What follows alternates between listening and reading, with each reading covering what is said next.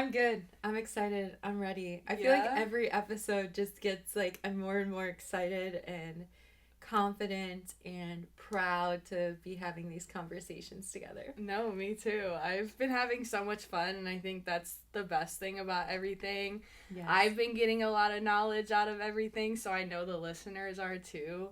And I'm just really happy to be here with you and have a conversation. Today we're going to be talking about career confusion, which I know for both of us, we've had some crazy paths. Yep.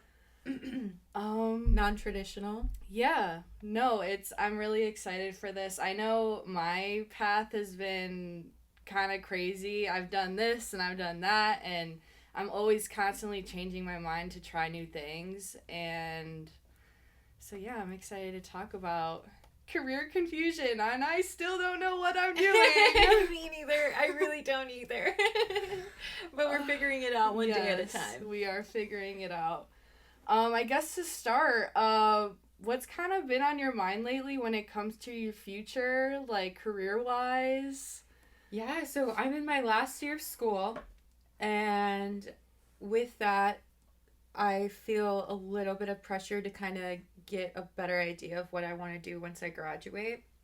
I don't graduate until 2027 spring, and I've really been utilizing my time up until graduation to figure out what I enjoy doing and what are my passions and what fuels my purpose. And I think now I have a clear idea of what that is, and I'm just now starting to act on those things.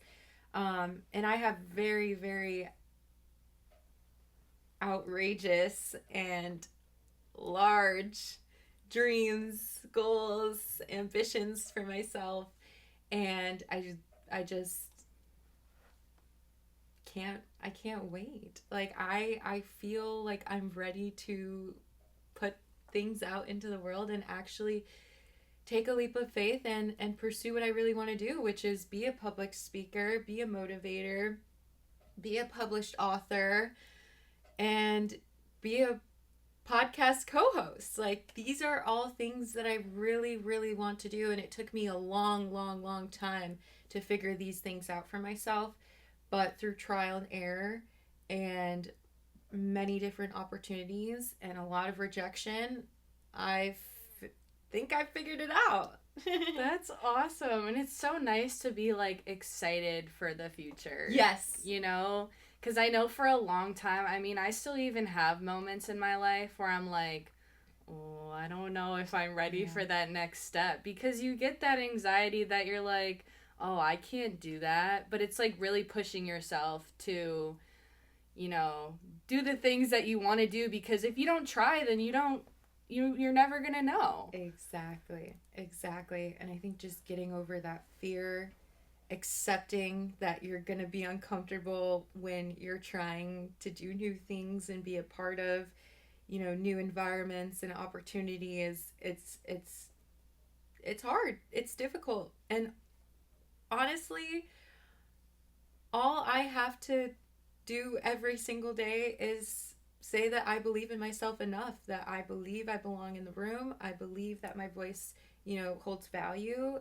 has power, and that's what pushes me to continue to keep going. And I'm just chasing the feeling of, it feels so right. Like, I really don't know how to explain it other than I've just tried so many things, and it's just when I get to do certain opportunities that speak to me and are just like, you belong here. This is who I am. This is what I'm supposed to do. No, 100%. I've just been feeling that with the podcast lately.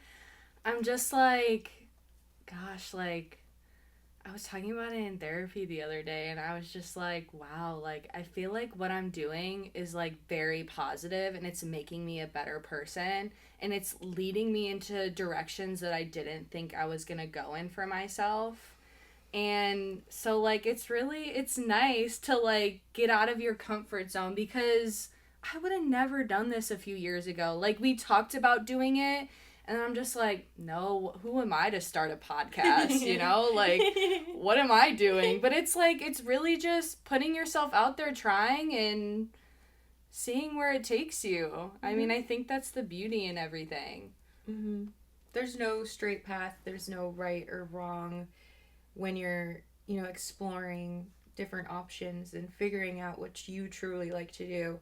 But overall, in all of it, I mean, you find something new about yourself. Like, is this something I like or is this something I don't like? And then that kind of narrows down the list of, okay, do I say yes or do I say no? Mm-hmm. And then you kind of ask yourself, well, what's stopping me from saying yes? Is it fear? Is it anxiety? Is it the uncertainty of not knowing if it's going to work out? Or is it because you're afraid of what other people are going to think about you? Because I know for me in my journey, that was a big factor into a lot of the decisions that I made academically and professionally.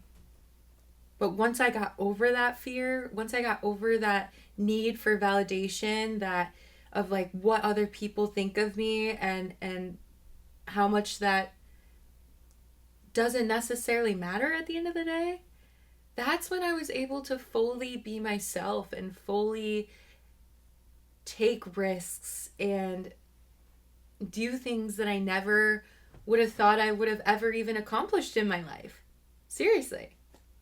Well, it's kind of crazy that you mentioned validation because I feel like I'm going through that transition in my life where it's like, okay, and what I'm doing in my life, is it gonna make my parents proud? Is it gonna make these people proud? And I'm like, at the end of the day, if what I'm doing is making someone else proud but not myself, then what's the point? Exactly. And I think I have a lot of options career-wise now and a lot of different directions that I can go in. And it's really, for me, I want to be fulfilled in doing those roles. And I'm picking more things that I want to do and not just checking a box for my parents saying, oh yeah, this job offers me insurance and I get benefits and all this stuff. But I'm like, am I going to be fulfilled doing that and just checking off all these boxes to make sure I can survive? No, I don't want to do that. I'd rather go study abroad somewhere and see the world and teach people things. And yeah, I might not get paid as much, but at least I'll be fulfilled in what I'm doing. So right now for me, I just feel like confusion is okay. It's okay to pick a bunch of different things. At least you have options. That's the point of living and starting a career, is you have those options. Take advantage of it. Mm-hmm. And I think also feed into the curiosity. Mm-hmm. If you have just a little bit of interest in something, chase it. Put yourself in that environment. See what it's like. Mm-hmm. Because either it's an incredible opportunity that you're part of, or it's an opportunity that teaches you something. And so I think with confusion comes a little bit of fear, because it's the fear of the unknown, the fear of uncertainty. But overall, you have the control. And so at the end of the day, it's good to think about others over yourself. But I do think it's important to make selfish decisions. Because at the end of the day, you go to bed, and unless you have a partner, you're going to bed alone. And you're the one who has to lay in bed and hear your own thoughts and be okay with the choices that you're making. And so don't overwork yourself to fulfill a position just because it checks all of these boxes. But then at the end of the day, you're going home and you're drained emotionally, you're physically drained, and you're stressed out. Take those things away and figure out what makes you happy, what brings you joy, what pushes you and motivates you every day to get out of bed. And as someone who has tried many, many different jobs and has failed and not failed in many different ways, I will say that the power to choose is one of the most powerful things we have as individuals. And only we can get ourselves to where we want to go. I always say I always wake up, put my 2 feet on the floor, and I look at lately I've been looking at myself in the mirror. I'm just like, this is your life. You make the decisions. You make the mistakes. The power's in your court. Like, you have the ability in this world to literally do whatever you want. There's so many different things you can do. And you can succeed in every single one. So what's stopping you? Seriously, what is stopping you? To fail? It's okay to fail. That's when you learn. You're progressing. So look at yourself. This is my life, and I'm going to take control of it. This is me. Like, yeah, I always am a people pleaser. So I'm always like, okay, but what about this person? What about this person? But lately I'm like, what about me? You gotta just take that leap of faith. You have to be selfish. Yeah, and trust yourself. Because I never trusted myself. Same. It took me a long time to be able to trust myself in the decisions that I was making. And I also think, too, it's very dependent on who is in your circle, your inner circle. Do your friends, do your family, like, does your family support the decisions that you're making? The ideas or the dreams that you have, or do they shut them down? Or do they try to deter you from making those choices? If you wholeheartedly believe in something that you want to pursue, and your friends or your family is trying to tell you that you can't do it, I am here to tell you that you can. You can do it. It is possible. And sometimes you have to just shut the words out of others and focus on your own.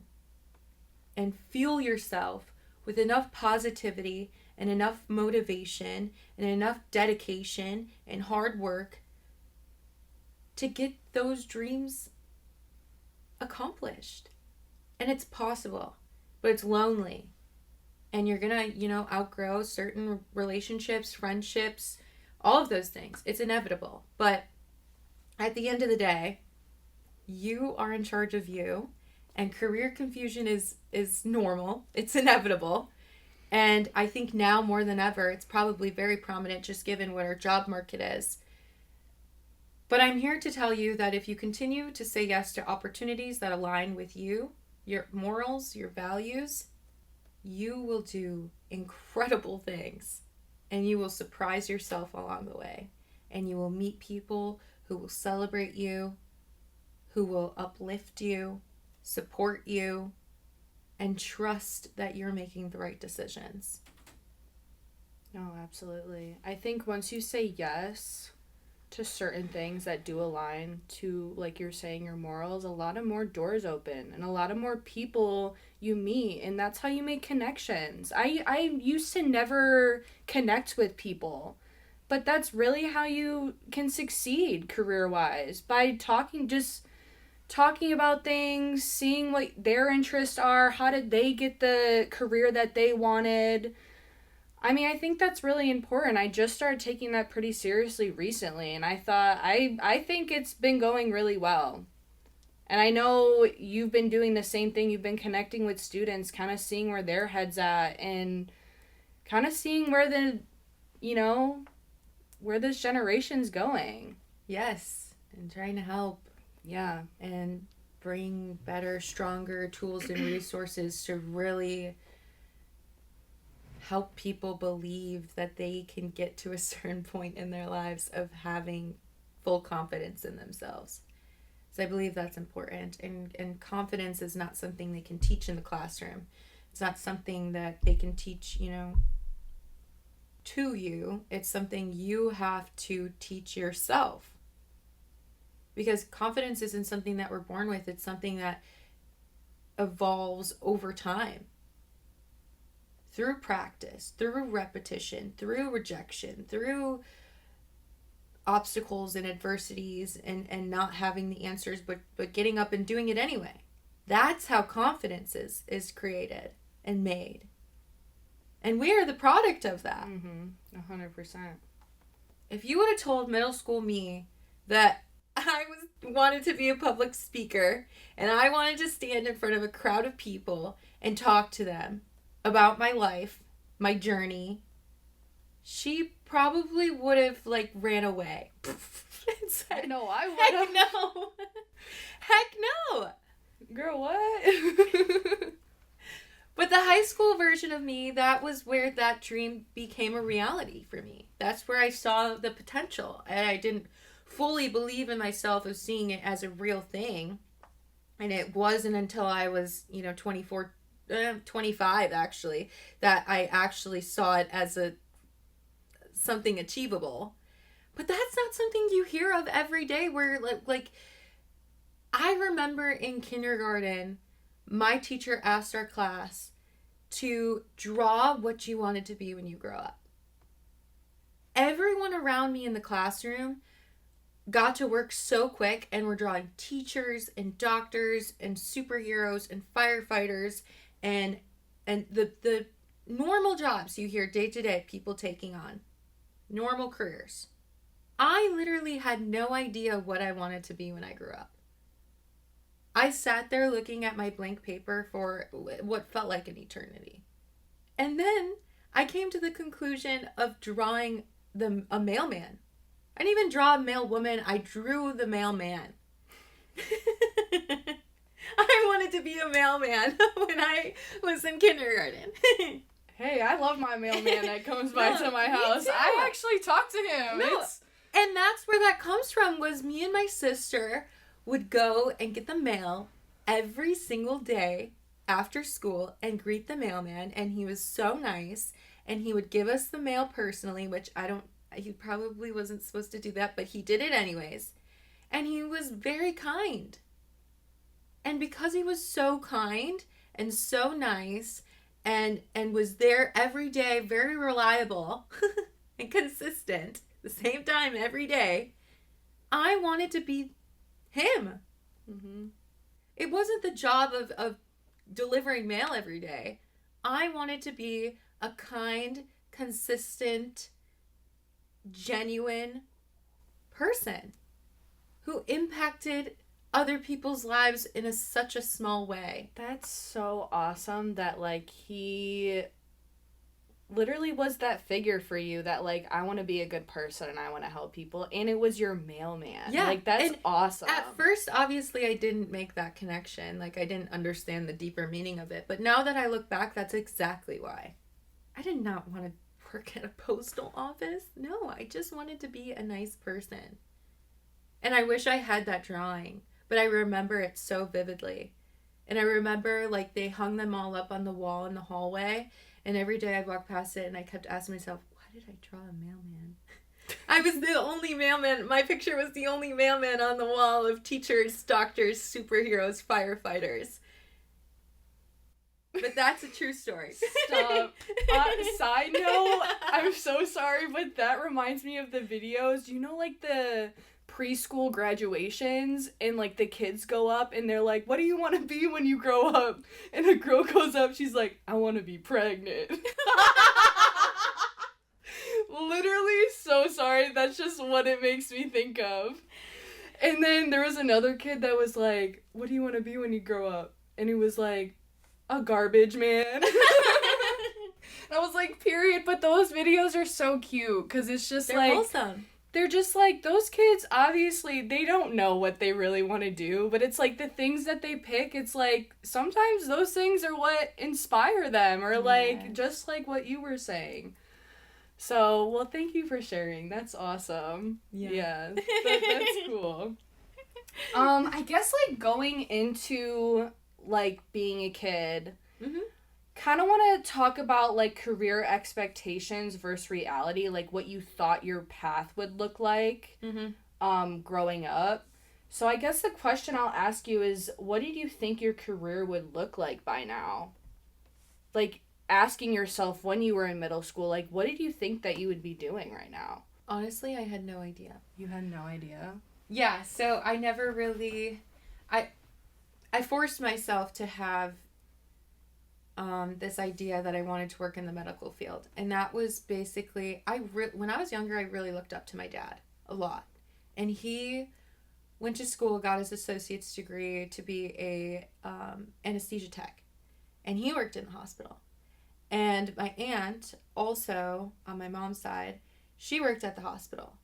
And so growing up, we would visit my aunt at the hospital all the time at her work at her job, and she was a director of the radiology department at two campuses for a hospital. And I loved being at the hospital. Like, I liked it. And the thought of my dad, like, being in surgery and working, like, he worked at Children's Hospital. He worked, at other trauma centers, and would come home with these crazy, crazy stories that, like, just really intrigued me. And so I was like, I want to work in the medical field. I want to be a doctor, or I want to be an anesthesiologist. And so my junior year of high school, I actually did a dual credit program where I got my CNA license. And I remember, this is so crazy because I remember doing my clinicals at a nursing home. And I love old people. I love the elderly. Like, I don't know, I've just always had a soft spot for them, and doing and being around them. And so I loved being at the nursing home, but I remember seeing the nurses do their job and passing out meds and just sitting at a desk and looking like they hated their lives. And I was like, I'm never going to be a nurse. I couldn't pass the CNA state board after that. I failed it. And so I never got my, like, state license. So I never worked as an actual CNA. I just got the certificate from school, did the clinicals, and that was it. After the whole Navy thing, and my family and my partner were pressuring me to go back to school, to go back to work, to do something, I knew I wasn't ready to go back to school. I knew I wasn't. And I always struggled in school. Like, I barely almost graduated high school.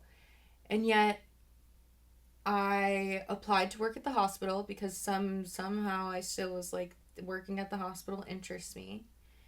And I got my job as a emergency department secretary, and I did that for 4.5 years, and I loved my job. I loved what I did. But then I realized that the next step for a secretary is you either become a tech, which is basically a CNA, and then you become a nurse, or you become a PA, or an NP, or a doctor. Or you take the administrative route and you're a manager of the department, or you're a director of a department, or, whatever's beyond that. And I was like, I do not want an office job. Absolutely not. That is not for me. And I worked before COVID. I worked during COVID. I worked after COVID as a secretary. I was the youngest person hired in the department at the time. I was 19 years old. And I had to earn a lot of the respect that I was given. I had to prove myself, especially because my aunt worked for the same hospital, and I didn't want anyone to think that I got the job just because my aunt worked at the hospital. I wanted to prove that I deserved to be there, that I was capable of doing the work, and that I was of value to the department and my coworkers. And so I never really told people that she was my aunt.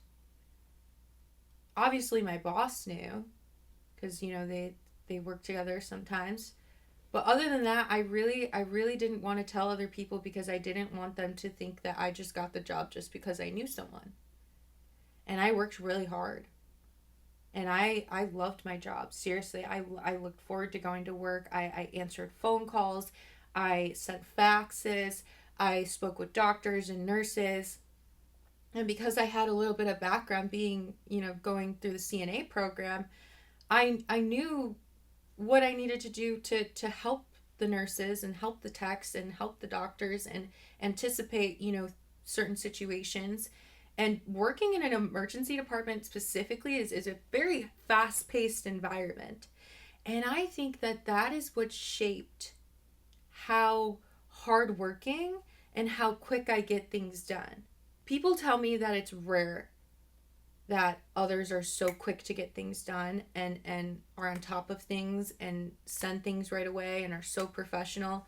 But at 19 years old, I was put into an environment where people's lives are at stake, where Flight for Life is coming in, and I need to make sure that I call Flight for Life and that they're coming, and that the hospital that that patient is going to next is aware that they're coming. Or I need to talk to dispatch and make sure that they know what's going on.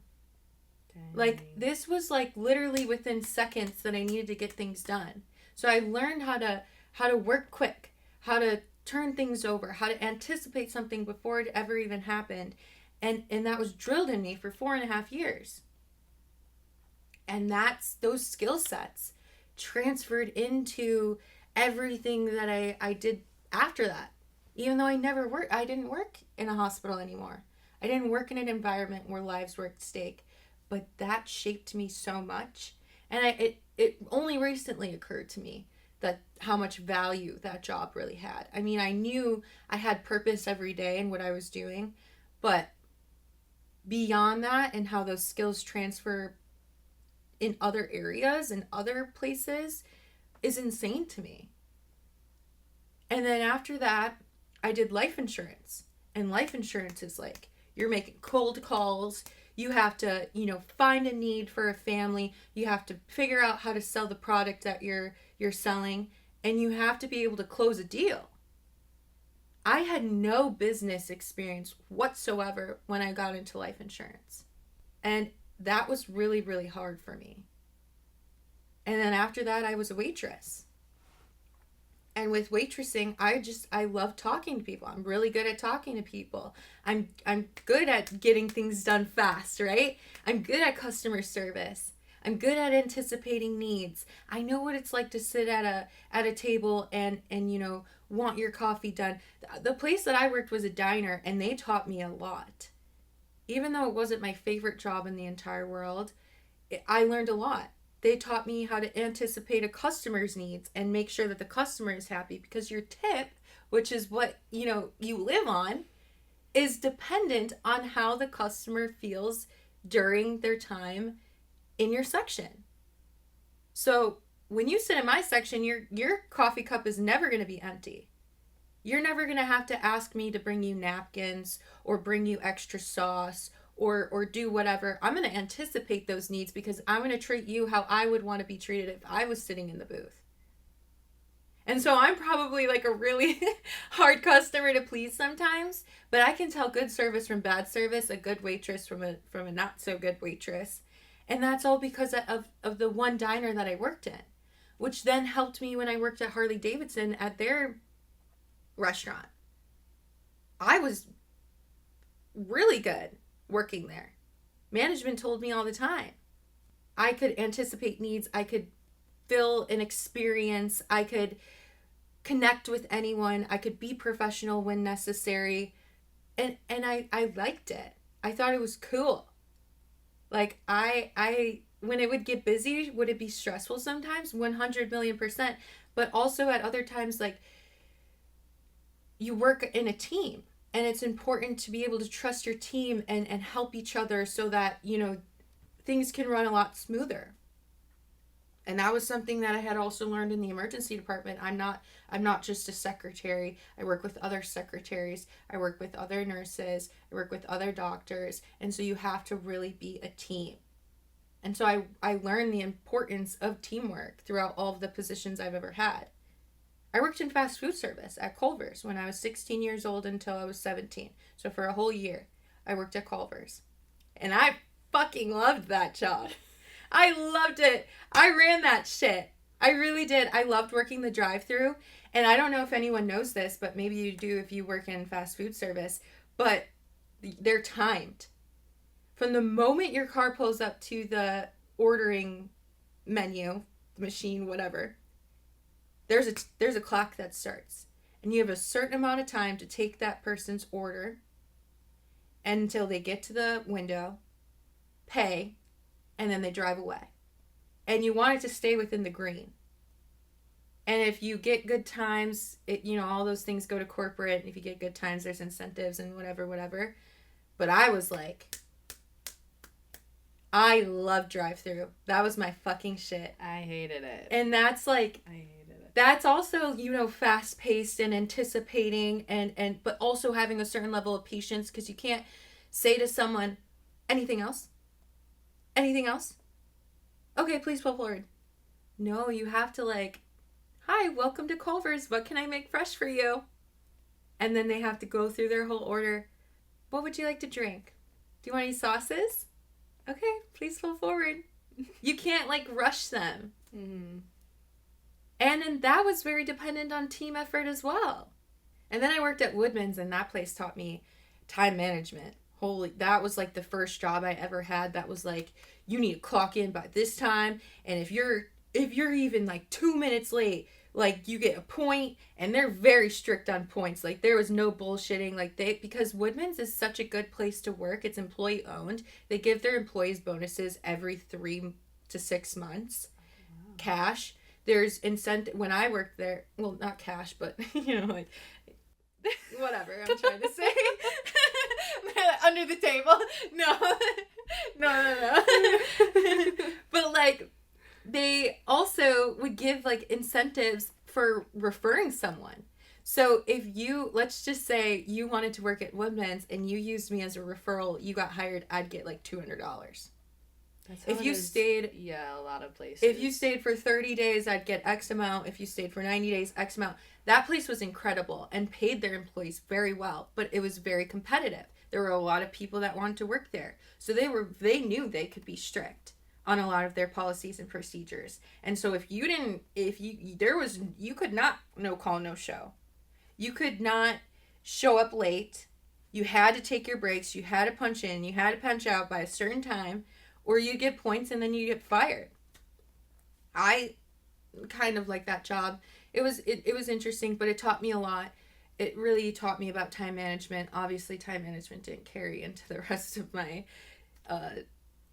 career choices beyond that, just because I also would show up 100% at every job that I would ever do, and then depending on the amount of loopholes that were within that environment, I would slowly diminish the quality of work that I was allowing myself to do for them, if that makes sense. Mm-hmm.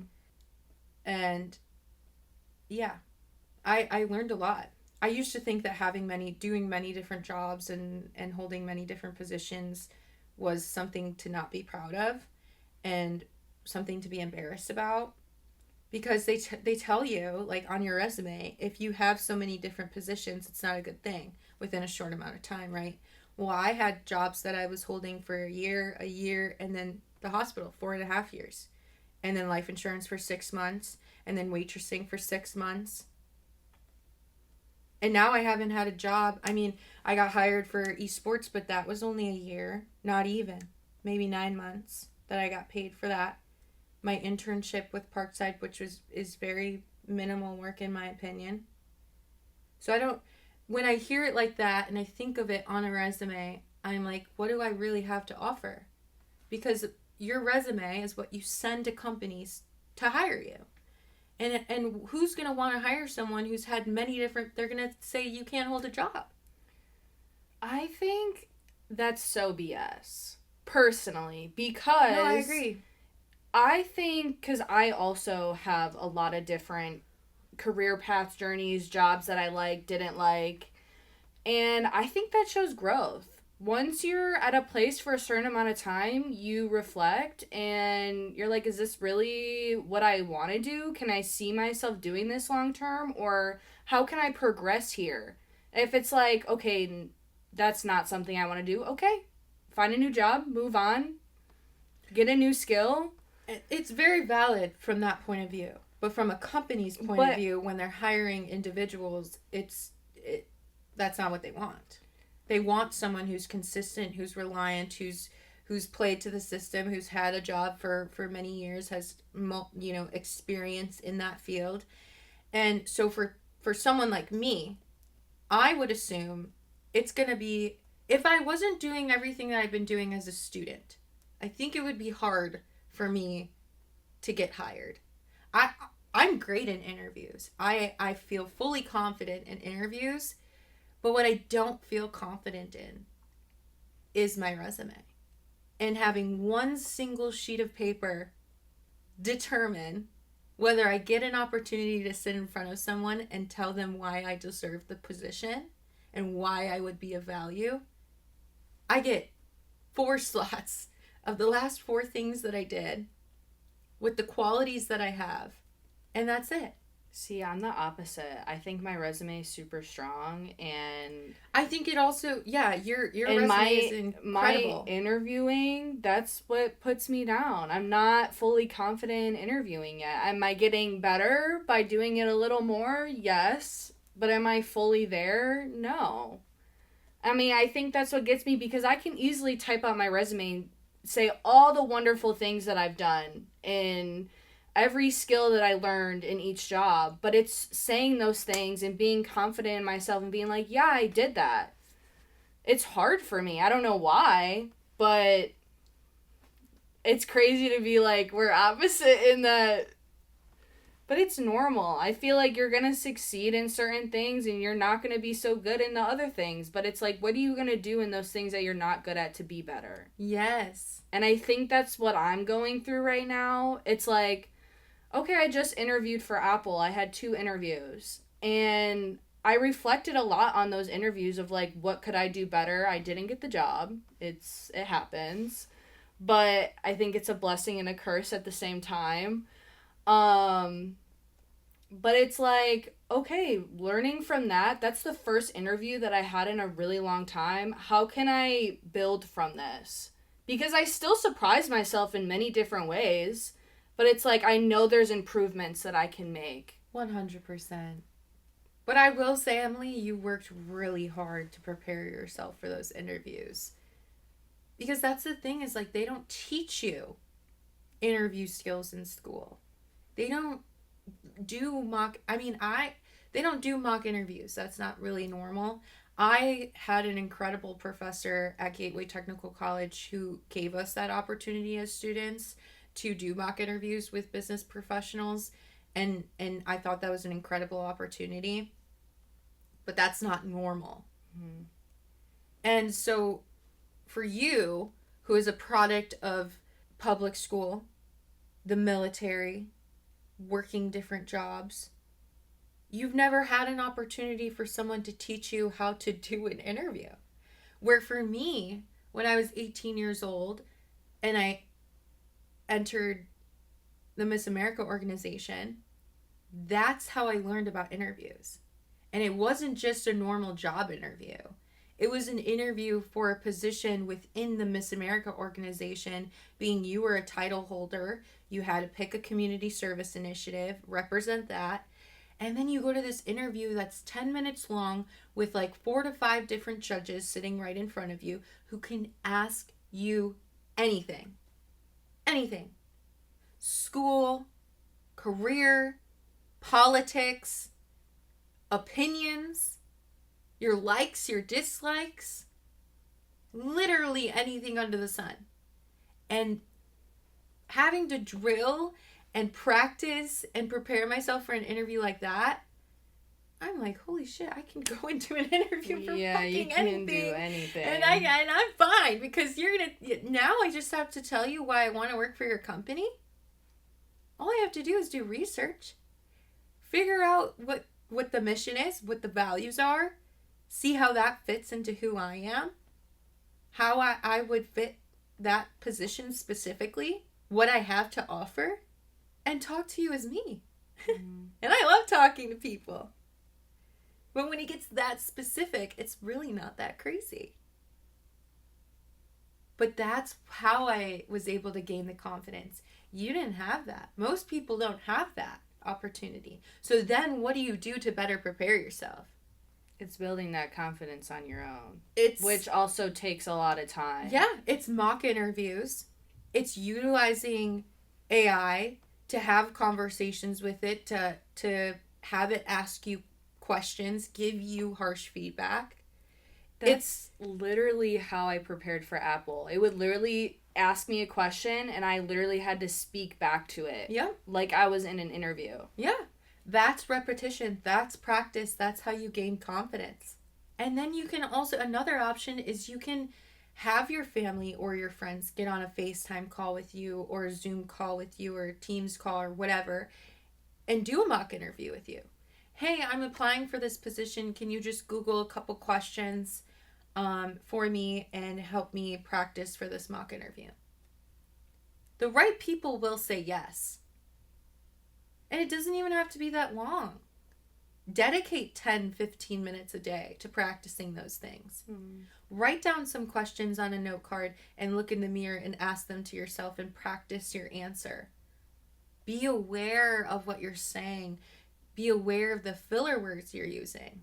Like, I've even learned that just doing the podcast. I remember the first one we listened to, I was like, oh my God. I didn't realize how many times I said like.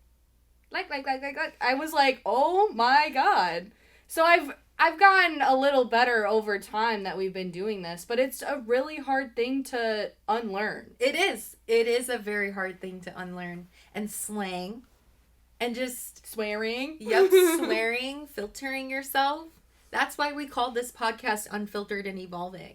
Because we wanted to be able to have raw, honest, unfiltered conversations as if we were without the microphone and without the cameras. Because this is real. Well, and it's kind of crazy you say that, because when I go into an interview, I'm like, they want to know the real me. So I go in unfiltered sometimes, and then I have to realize that, oh, maybe that didn't look professional. No, they want the professional filtered version of you. They don't want the raw, honest version of you. So annoying. Well, I mean, in a way, like, I get certain things. But it's like, don't you want to know who you're actually hiring? No, they want to know if you can do the job that they're paying you to do. Yeah, and that's fucked. That's corporate America, honey. I just think that's so messed up. I do think that there's a better way to build a team. I mean, we can transition a little bit and kind of talk about what we did to build the podcast and our team here. Specifically with, our editors and our graphic designer. So shout out to Julie, Michaela Gomez, and our photographer, Chris Davis. We thought when we were starting the podcast, it was going to be the hardest thing to find people who would volunteer their time to help us make our dream a reality. Because I believe that everyone should be compensated for their work. And we were starting this with absolutely no money in the bank and no money to give to anyone. And for me personally, I know, I felt like it was going to be hard to find a team. And I thought we were going to have to do a lot of the work on our own, like the editing, the coming up with the logo, the, how we were going to market on social media, graphic design aspect of everything. Like just the photos, all of it. I thought we were going to have to do all of that on our own. And then through small conversations with people, I wasn't even going into these conversations wanting to pitch the idea of them joining our team and helping us. I just had opportunities to sit down with people and have coffee and ask them, what are your dreams? Who are you? And what are your dreams? And what are your goals? And what do you want to do? And then I just noticed how much these individuals lit up about the things that they're doing. And how much they spoke with so much confidence about the dreams that they have. And I'm like, I think I have an opportunity that could help you. Help me help you. We could easily do everything on our own, right? And take all of the credit for everything on our own. But that is not the purpose of Unfiltered and Evolving. It's not just about us and us getting our names out there. No. We're having these conversations, recording these conversations because we want to help people. Because we wholeheartedly believe in the words that we're saying hold so much value that they can impact other people's lives. And if we believe in what we're saying and what we're doing so much, then we believe in the capacity that it has to grow. And if it grows and it does good and there's a lot of eyes on it, why would we not want to lift other people up and bring them with us? You want to work in film? Well, why don't you use the podcast as a part of your portfolio to say you have the skills? This is a product of something that you helped create. And take that with you and do the next thing.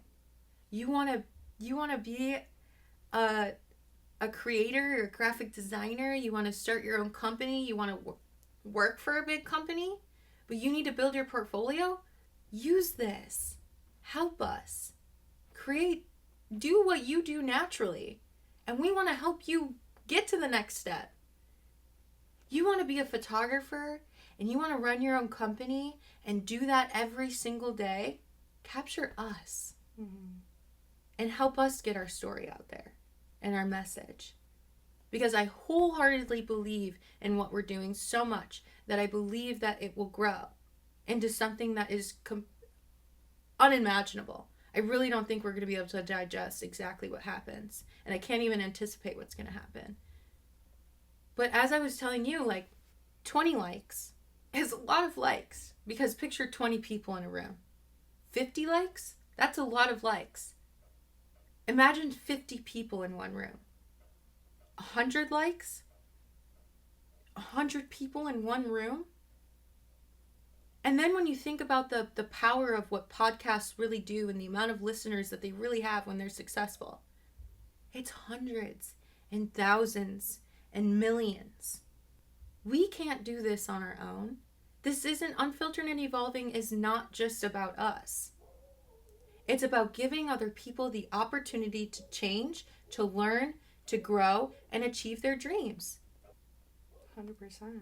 And it all starts with a conversation. Mm-hmm. And it all started with finding, coming across individuals who genuinely love what they do. And we believe in them too. We 100,000,000% believe in them. It's not, we believe in them and they believe in us enough to say yes. It's a leap of faith in for each other. It's just so crazy that we connected with them. Like I was kind of saying earlier, like when you connect with people, it can open a lot of doors. Yeah. Like it led them into this door, into our studio, and we don't know how big this is gonna be, but it's like it can really open a lot of doors for them, for us, and I think that's huge. For those listening and watching, like, if this inspires you enough, it can open up doors for you too. Absolutely. Only you can get you to where you want to go.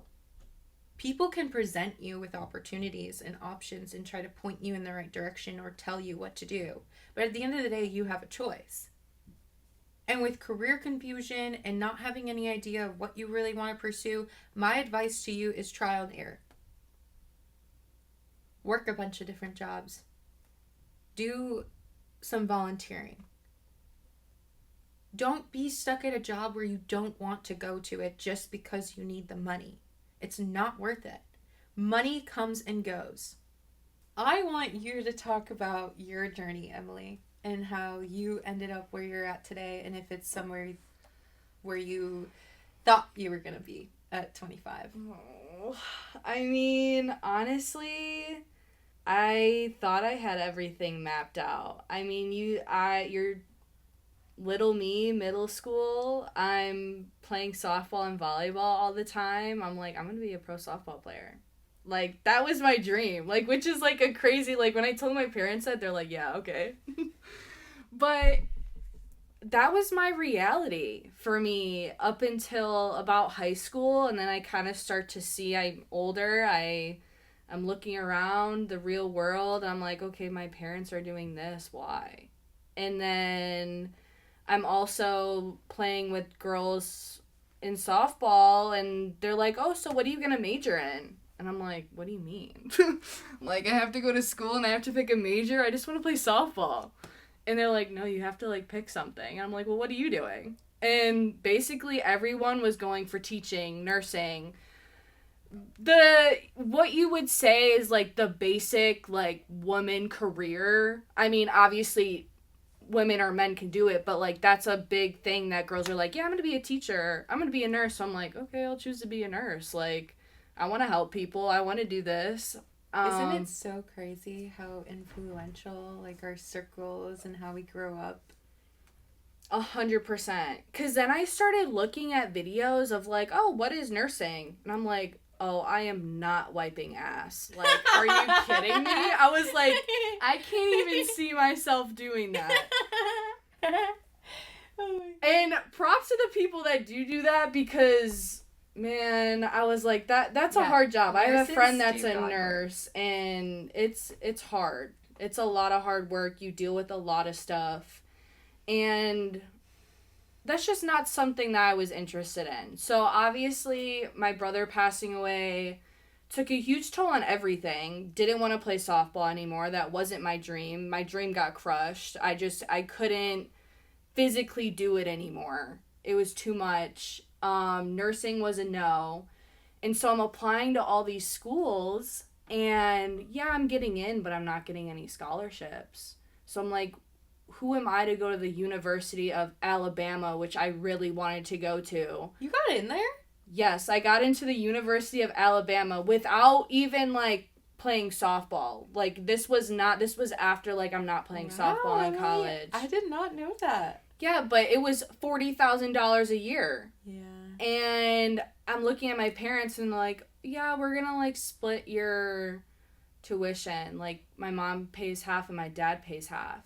And I go, yeah, but that's $80,000 at the end of my 4 years that you guys are going to have to pay. I'm not letting you do that.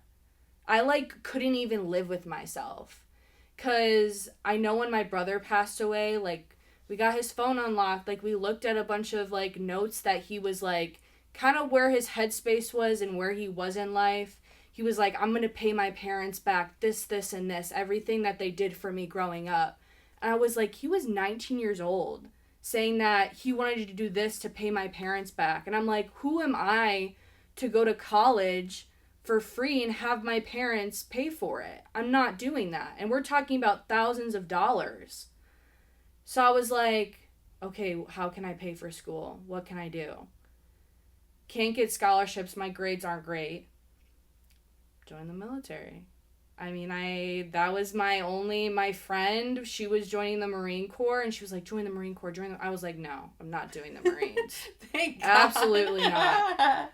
So, shout out to the armed forces. Thank you for your service. Yes, thank you for your service. But I had friends, and I was in, basically I went for 3 periods out of the day in high school to this other building to kind of focus on what career you wanted to focus on. I was in a police class. I thought I wanted to be a police officer. So, what were the options they gave you when you enlisted? Well, like job-wise, yeah. I took the test and they gave me finance, supplies, and something else. But I chose finance because I was like, I'm good with numbers. I kind of wanted an office job, especially being in the military. Like, I did not want a combat position. Mm-hmm. I was just like, I know that's really intense. Like, but shout out to the people that do it. I just personally didn't want to do it. Mm-hmm. So in the police class, I learned about the Army National Guard. So I went to basically the recruiter, like, right away when I was like, okay, this is what I need to do. Did you tell your parents, or you just went? I just went. I mean, I kind of talked about it, like, oh, I might see, and I kind of talked to my mom about it. She was like, I mean, okay, whatever. And then I talked to the recruiter a few times. Shout out Sergeant Medina. I love you. He's my recruiter. He's a great guy. But yeah, I went there and I was like, he was telling me a bunch of things and I was like, yeah, I'm going to do this. He even, like, he gave me a folder with all the information with a uniform, and he literally wrote my name in the uniform. It was like, that's what your uniform's gonna look like.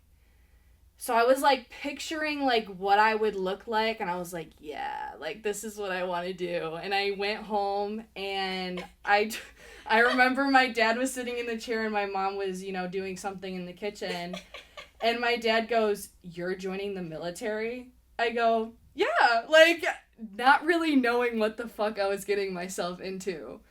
He goes, "You know I was in the military, right?" I go, "Oh, really? Like, what branch?" You didn't even know No, that. I had no idea. Because I'm like, my dad in the military? Like, yeah, okay. Dad, if you're watching this, sorry, but I did not think that. He goes, "Why the Army? You should go to the Air Force." Because my grandpa was in the Air Force. My dad was in the Air Force National Guard.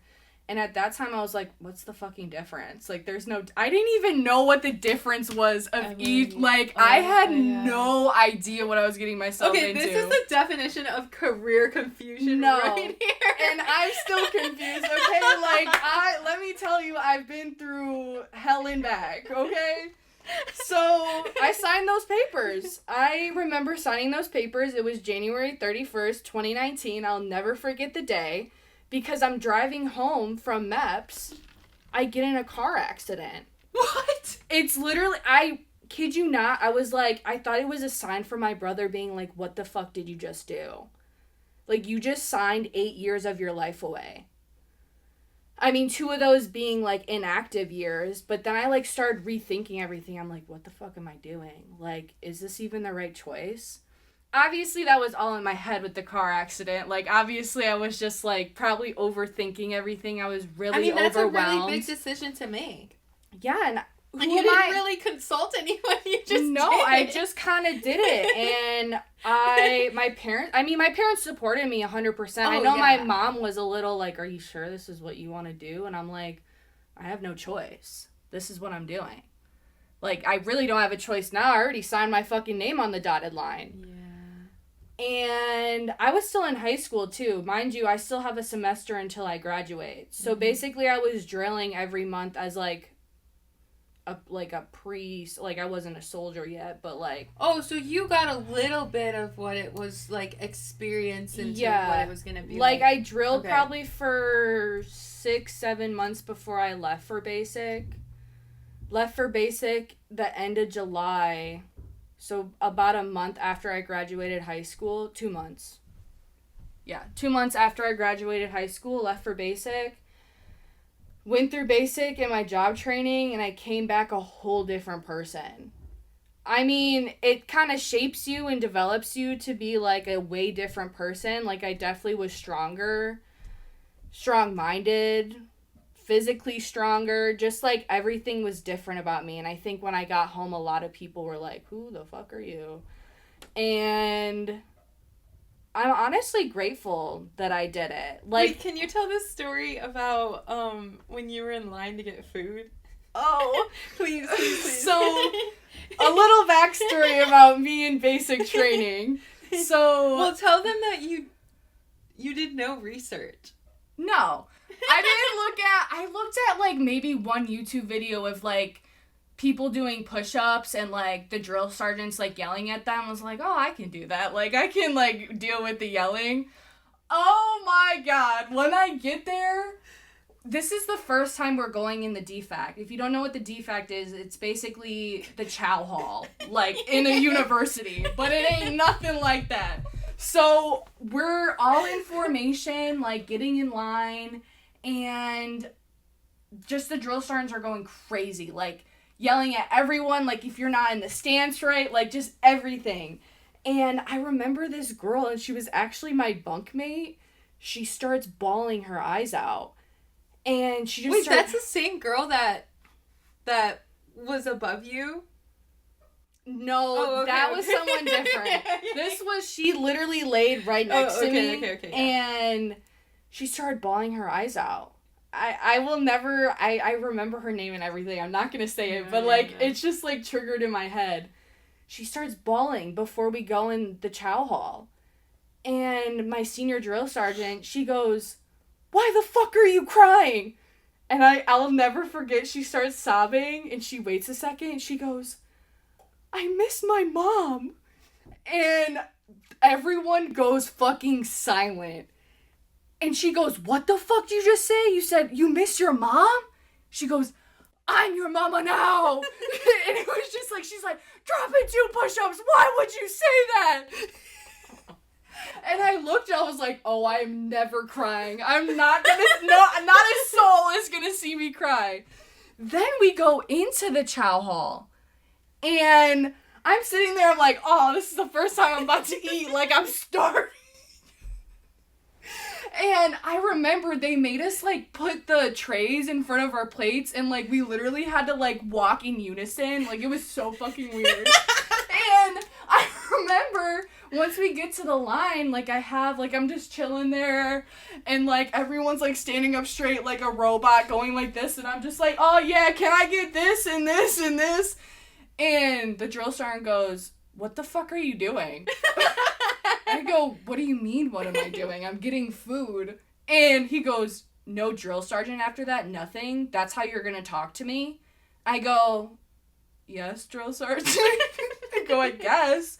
And he goes, also, why isn't your tray, like, up to your eyes? Why isn't this? Why aren't you doing this? And I'm like, I don't know. I'm like, I'm just trying to get food. He goes, everybody go to the back of the line. Everyone stop what they're doing. This trainee doesn't know what the fuck she's doing. Do it again, do it again, do it again. And then I have like 3 drill sergeants on me just like screaming at me until I get it right. And I had to fucking redo it probably like 4 or 5 times just to get food. Like, it was insane. And I was like, dang, I thought like you would really enjoy yourself while you're eating. No. You get 2 minutes and you go, too. Right when you sit down, like, oh, la, la, la, la, la. Let me eat. Oh, I learned how to eat real fast. I was a savage. I was, like, they teach you how to be a fucking savage. And it was, like, the weirdest experience of my life, but, like, also, like, when I look back and I'm like, wow, I did that shit. Like, it was really surreal. Like, a lot of people told me I couldn't do it before I left too, and I think that's kind of what pushed me even more, was like, oh, people are doubting me, like, I really, like... Well, it's pretty extreme to go into the military. Well, I didn't know that. Yeah, which is crazy that that's what you ended up... And then you ended up staying longer. You ended up going on a deployment and extending your contract, and, like, that's... Like, to hear how you started... And then where you ended up. No, I evolved a lot. Like, that's insane. Oh, I learned a lot. I mean, I did stuff with, you know, during COVID for the COVID mission. I went to Hawaii and got to work with the active duty people there who worked in a finance office there. So I got to see how it is, the active duty side. I don't think you really said what job you picked. I chose finance. I ended up choosing finance. And... on my deployment, I was a cashier, basically, like, just help people, like, get cash out, counting cash all day long, going to different sites and help issuing all this, you know, cash cards and a lot of numbers. But I liked it because I mean, math was, like, my best subject. So it was really, honestly, it benefited my brain a lot. I learned a lot of stuff, even, like, military-wise, finance-wise. I learned a lot about people, different cultures, like, just everything. Mm-hmm. Like, I got an experience and, like, I got a taste for a little bit of everything, and it taught me a lot. It just got to the point where it's, like, I had to re-sign my contract or get out, and then I really had to think about, is this what I really want to do? Like, is this my career? Like, what am I doing? Am I happy what I'm doing? And it got to the point it was really just the people that made me happy, the friendships that I made. I really didn't enjoy, you know, the other stuff. So I just decided to leave, and I knew I would always have a chance to come back if I really wanted to do it again. But I didn't, and I got out. It's been a year. It's actually almost going to be exactly a year since I got out, which I'm in reserve for 2 years, so they could call me back if they need to, but... yeah, I mean, I also did a lot of other stuff. My first job was at a family restaurant. Was a cashier there. I waitressed for another family restaurant, which held concerts, and it was really loud in there. I dealt with drunk people, and I knew, I was like, oh no. That lasted a very short... That was probably the shortest job I ever had in, like, the worst job overall that I've ever had. Because the people I worked with were not nice. The place wasn't organized, so everyone would just take advantage and take all my tables, so I would get no tips. What else? I have nannied, which I learned to kind of love. Like, I love working with kids. I've worked with... Which sparked your interest in originally when you went to school? Yeah, I was going to school to be an elementary school teacher. It was just... I didn't like the education part of it. I thought it wasn't fulfilling me, and, like, I wasn't learning valuable information to actually have me succeed as a teacher. Like, it just was... I'm sorry, it was BS. Like, I just didn't like it. I know I was going into student teaching, but then that's when I was deployed, so I kind of was just like, well, do I put off student teaching, or do I just change my major and finish school while I'm out there? So that's what sparked my interest of doing business. And because my dad was like, just get a degree. He was like, just get a business degree. I was like, yeah, but why? You can do anything with a business degree, just get a business degree. You can. So that's what I did, and I got a business degree. And then now I am working security, which that was also the connection. My friend who was in the Marines, she was working for that job when she got back from being out of the military.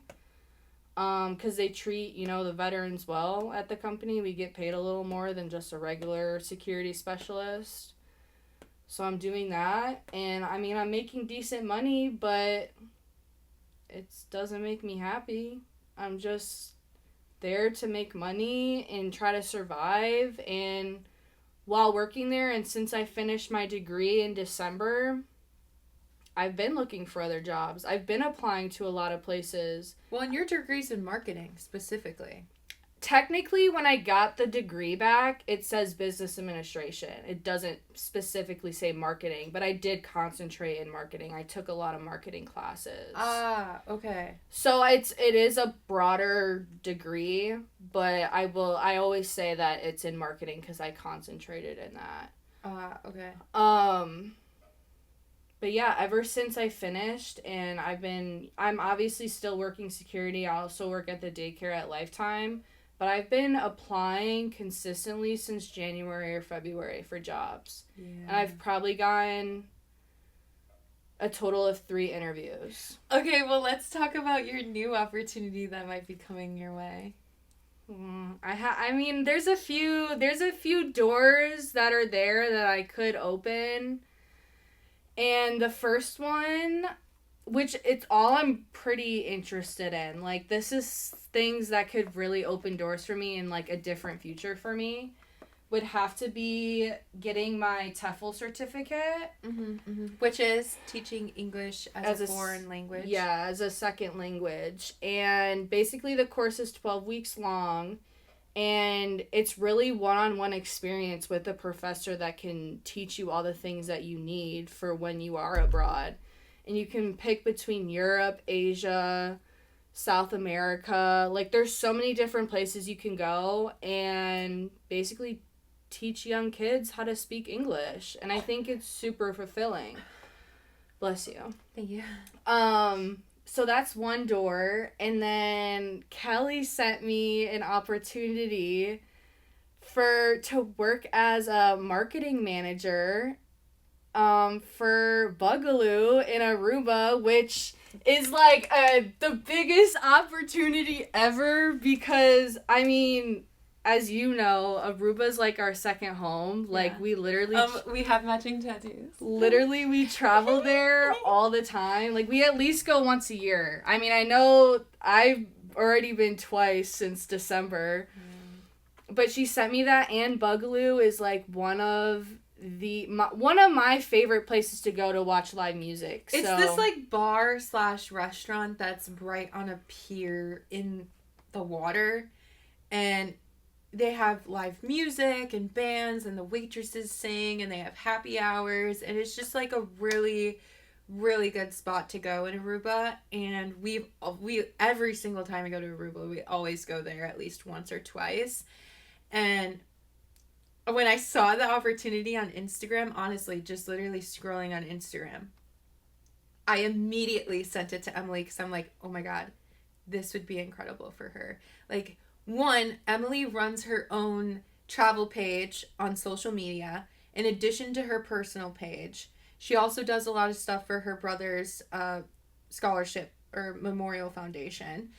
And she like did a bunch of classes in marketing. Like, Emily has all the skill.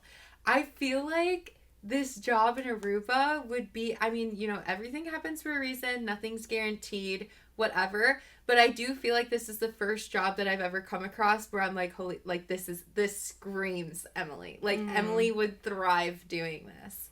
The job itself, the location, just everything. I'm like, oh my God. And they emailed me back. Yes, and they emailed her back. I was like, oh my God, like they recognized me. And I know you commented my tags in their post. And I'm just like, oh my gosh, this could be really real.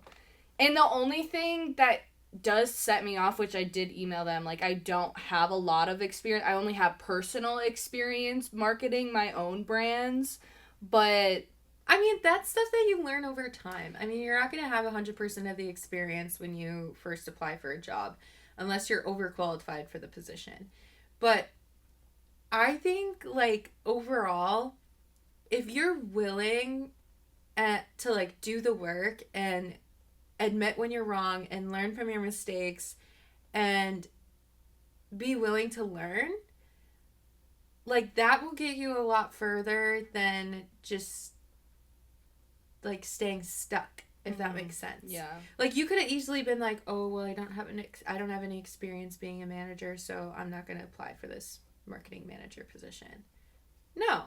You were like, well, I have a little bit of experience doing this, and I have a little bit of experience doing this, and a little bit of experience doing this.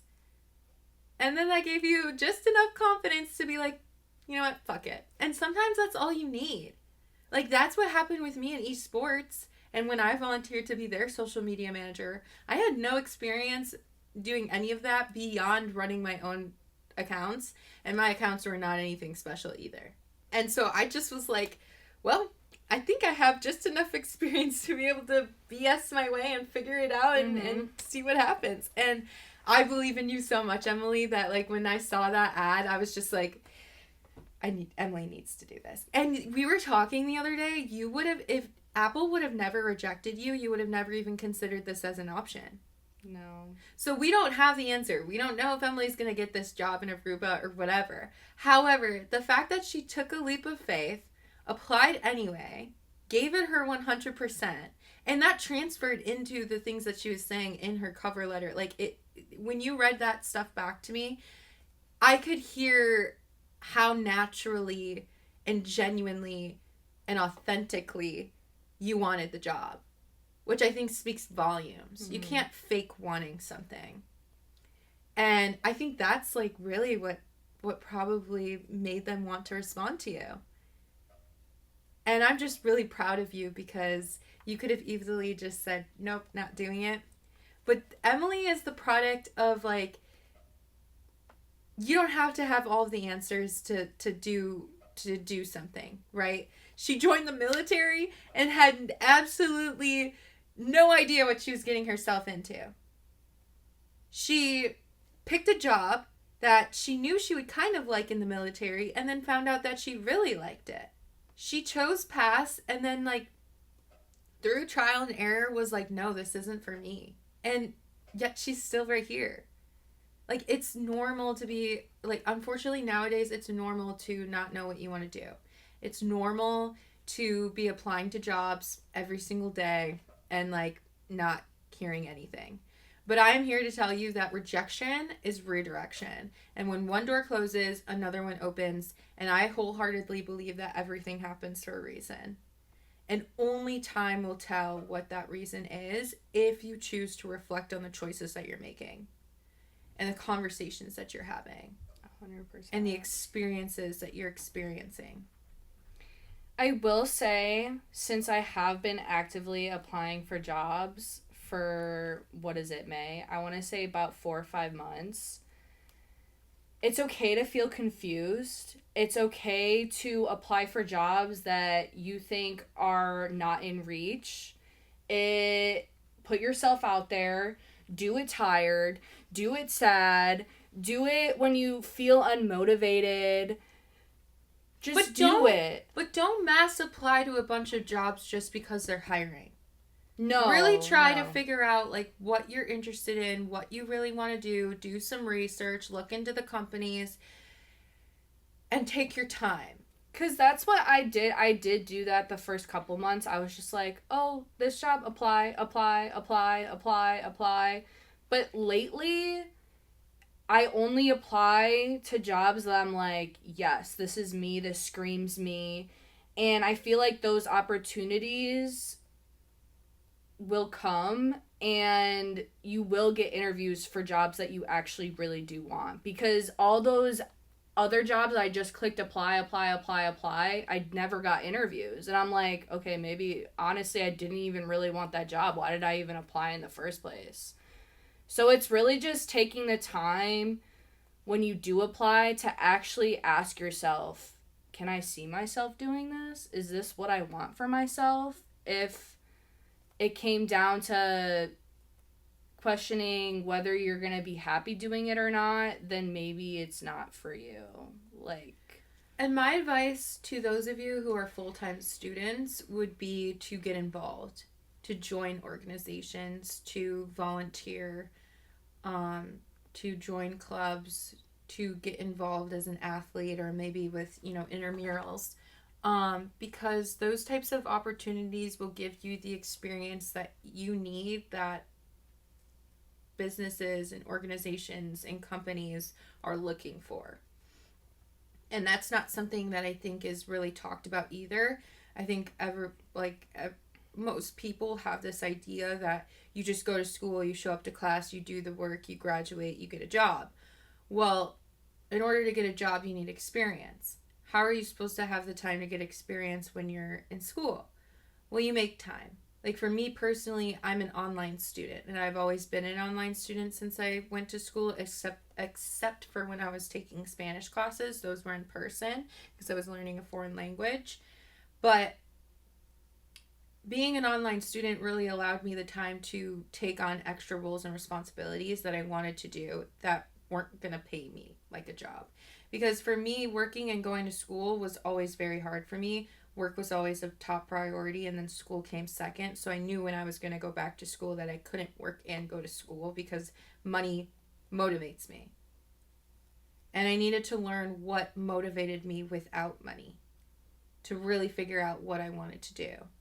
And so I'm grateful for this time that I've been able to have where, I'm a full-time student, but I'm an online student, and I get to pick and choose the opportunities that I do, not based on how much they're going to pay me, but based on how much I enjoy it. If that brings me energy, does it align with my morals and values? And that's what I think is really, really helped me transition throughout this phase and figure out my passions and figure out my purpose. Without school, without being able to be a full-time student, I would have never done esports. I would have never joined esports, competed for esports, was the social media manager, did a leadership presentation to the summer camp students from 6th through 12th grade. I would have then never had the opportunity to be on the planning committee for Innovate U, which is a one-day business leadership summit that Gateway Technical College hosted this past year. I would have never had all of those experiences that I did at Gateway, the study abroad,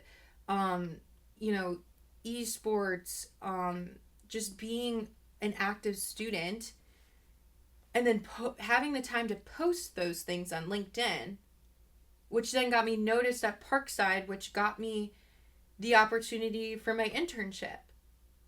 I was not scrolling on Handshake looking for an internship for school. I was not looking for a job. Someone recommended me based on the things that I was posting on LinkedIn. And LinkedIn wasn't even something that a teacher or a professor or a mentor had told me to join. It was a friend who told me to join. LinkedIn is such a powerful tool that I don't think a lot of people utilize or realize how powerful it is. And I advocated for it in another episode as well. But LinkedIn got me my internship because I was posting about the experiences that I was having as a student at Gateway. And then I just, because I was full-time student, I had time to say yes to other opportunities. I continued to, I'm busy. I'm doing a lot of things, right? I've always been doing a lot of things on top of being a full-time student. But I don't wake up drained. Like, I rarely ever wake up and I'm like, oh, I don't want to do anything today. I'm like, no, I can't wait. Sometimes I think the hardest thing for me is like homework. But I end up getting my homework done. But like everything extra that I do, like when I was when I was with esports, I enjoyed doing that stuff. When I was doing Innovate U, I enjoyed doing that stuff. When I go to school and I am the media ambassador and I'm interviewing students and I'm doing the storytelling, I enjoy that stuff. Innovate U showed me that I can be a public speaker and motivator. Without Innovate U, I don't even know where this confidence would come from. But then I was like, I've always enjoyed writing. And then I was like, oh my gosh, why can I not write a book? Do you have to have a certain degree? Is there a certain level of experience that you have to have and that qualifies you to be an author? No! Anyone can write a freaking book. Well, and I think that's where sometimes, like, school doesn't prepare you that way, because I feel like they're just like, you need a degree, you need to do this just to do the one thing that you want to do. But I feel like in today's world, you don't need that. No. You just need a platform and you need to promote it on your platform. Well, not only that, but like, I'm going back to school. I'm getting my bachelor's degree. I graduate next spring. I feel like I've learned everything that I could learn to prepare me for the real world right now. The only reason I'm still in school is because I want to prove to myself that I am capable of getting my bachelor's degree. Not because I believe my bachelor's degree is going to get me to the next place. I think, and this can, take it as it resonates, whatever. I think school is the biggest scam ever. I really do. Especially since individuals are having such a hard time finding a job. What do you mean people are spending thousands of dollars and can't get a job when you're telling them that's the purpose of them going to school? Well, and I think, like, society says we should go to school, graduate, find a big girl job, find a person that you're going to spend the rest of your life with, get married, have kids. And it's like, that's not a timeline. That I learned that so much just recently being in my mid-20s and seeing that people do live their lives like that, but you don't have to. There's not a timeline that you need to do all this stuff by. No, there isn't. And just like with school and everything, the only thing that has prepared me for who I am and what I'm doing today is myself. Yes, I went to classes, I showed up, I did the work, whatever. But a lot of the positions that I've had and the things I've been doing has been me doing my own research. Me figuring out what works. I never took a social media class in school to this point. Maybe if you're a marketing major, you do. Me, no, I haven't. I took one course when I went to Gateway Technical College that was building your personal and professional brand was the main core message of the course. And I think it was like Introduction to Business or something. That taught me everything that I needed to know to be successful. That was the beginning of my blog, the beginning of me realizing that rebranding is possible, the importance of branding. And then with social media management, I had no experience in that. I never had a course that taught me how to do that. I looked up on Instagram what other esports people were doing. I knew how to use Instagram. I knew how to use Facebook.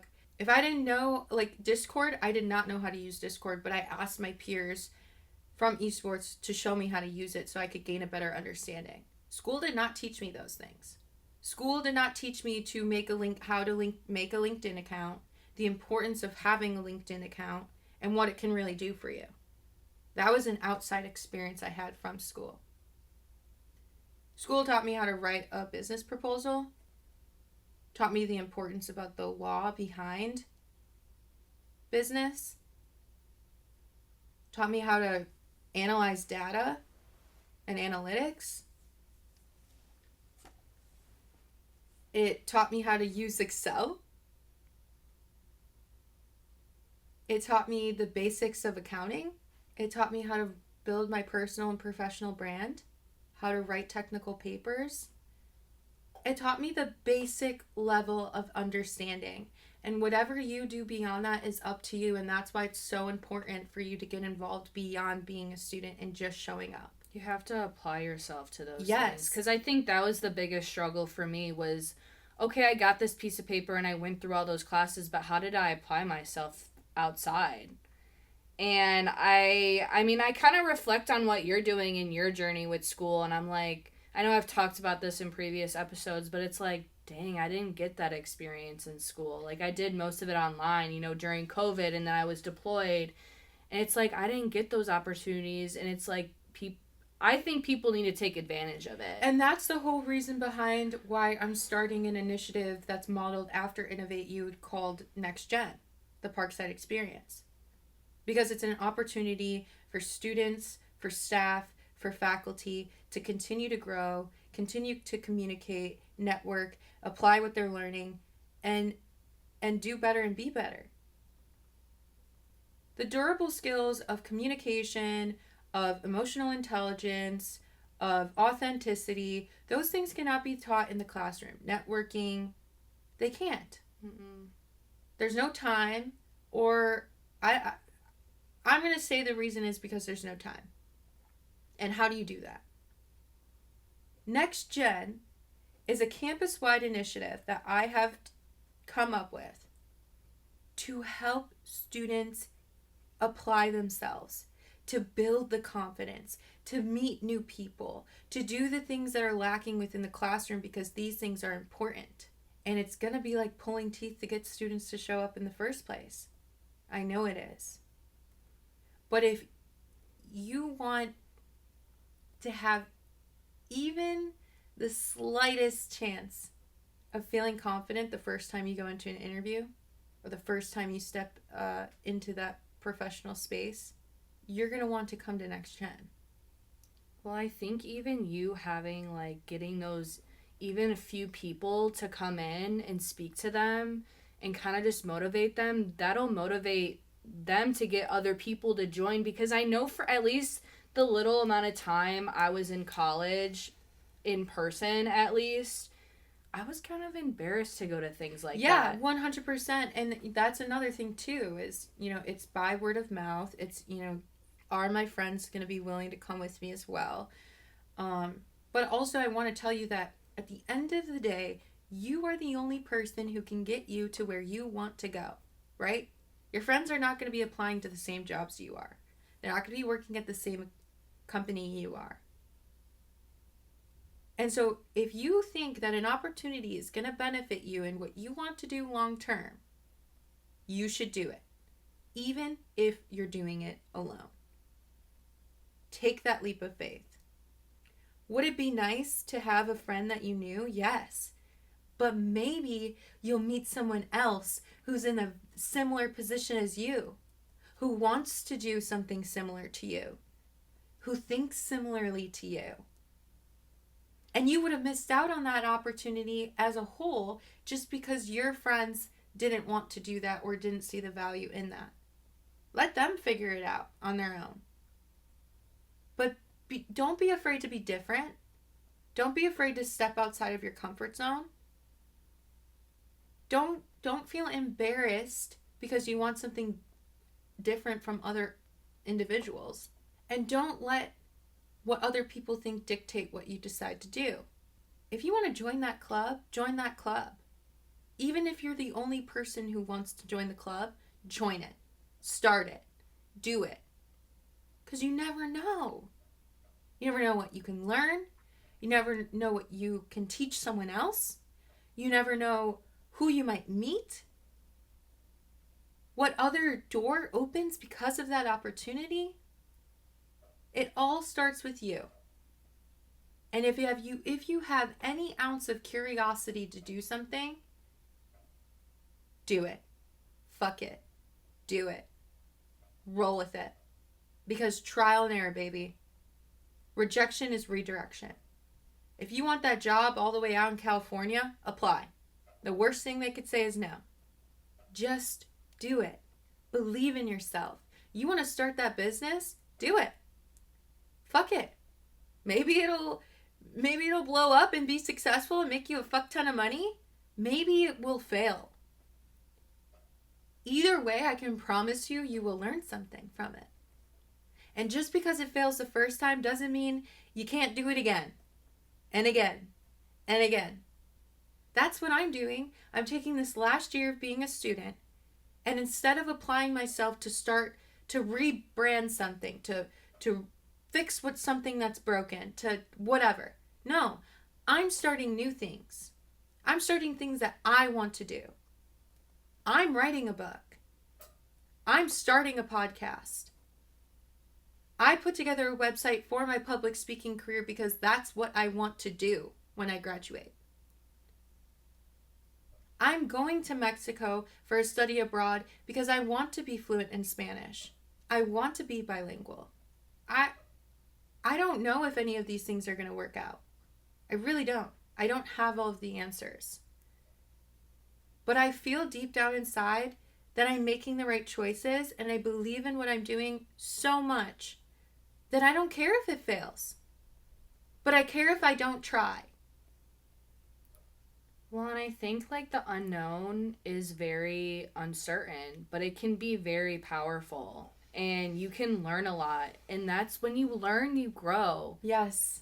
And it's like all those things that you're doing, it's like, yeah, it is unknown. You don't know what is going to come out of it, but you don't know unless you try.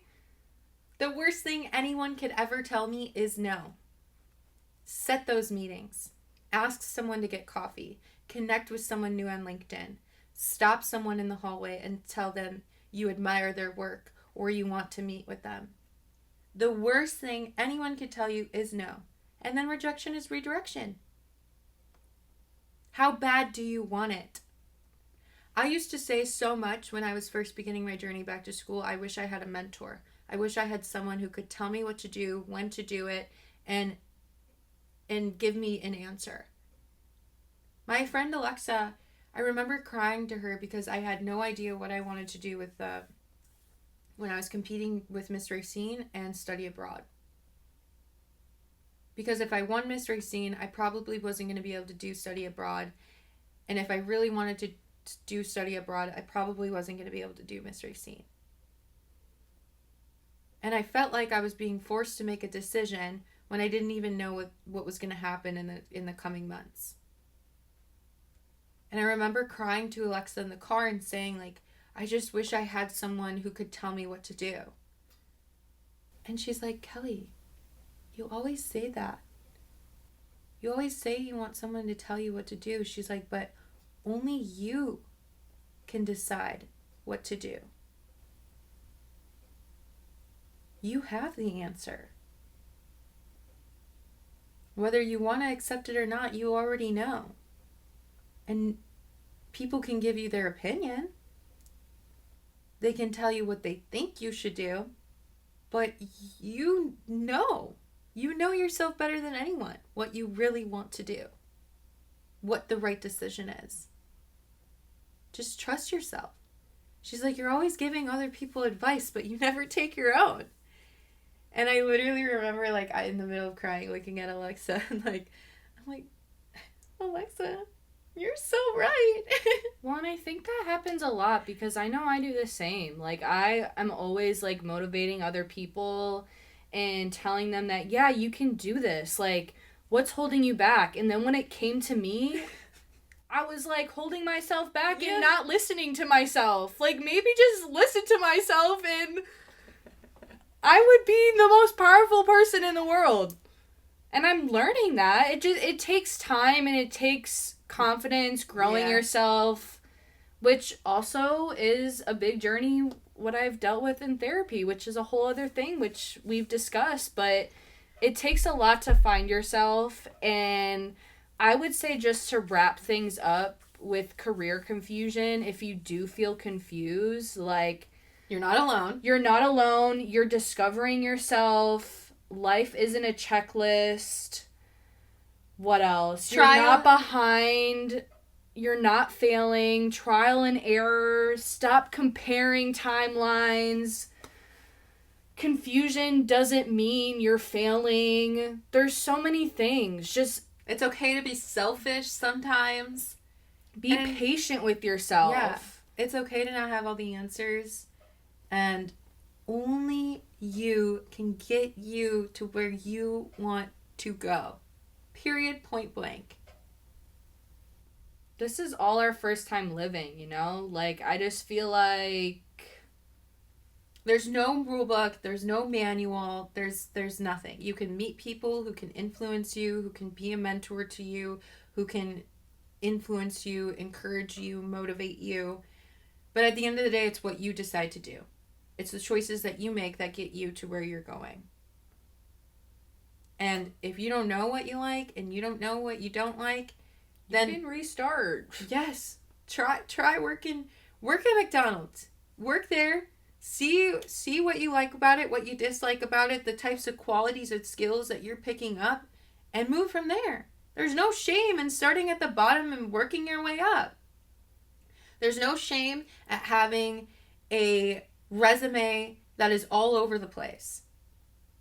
There's no shame at going to school when you're 18, when you're 25, when you're 40, 50, 60. It doesn't matter how old you are. You can always go back to school to build a stronger foundation in whatever you want to learn. And if it takes you a year, 2 years, 5 years, 7 years, 10 years to finish school, who fucking cares? At least you're doing it. And if you want to start a business, do it. For me personally, I was so worried about timelines. Like, why didn't I finish college in 4 years like everyone else? But it's like, I still got the same piece of paper as everyone else, even though it took me 6 years. So what? Even though you changed your minor. Yeah. Or your major. I changed my major 2 times. Even before I started college, I was like, I don't even know what I'm doing, and I don't know what I want to go in. Okay, take gen eds. That's a start. You're doing something. You're progressing in some sort of way. Yeah, there's no right or wrong answer, honestly. It's just trial and error, figuring it out, and saying fuck it sometimes and just doing it when you're scared. You're never gonna feel a sense of, like, readiness to do anything, if that makes sense. A lot of it is psychological, just psyching yourself up to do it anyways. And you will meet the right people who support you and motivate you and challenge you in healthy ways. It's possible. There's people like that out there. You're never alone. Is some of the decisions that you make going to lead to a little bit of a lonely process or phase? Sure. But get comfortable being alone. All right. Well, thank you guys for listening. Like, subscribe, comment. Let us know your thoughts. Share, repost, tell your friends. Yeah. Please. Yes. This was episode 5. 5.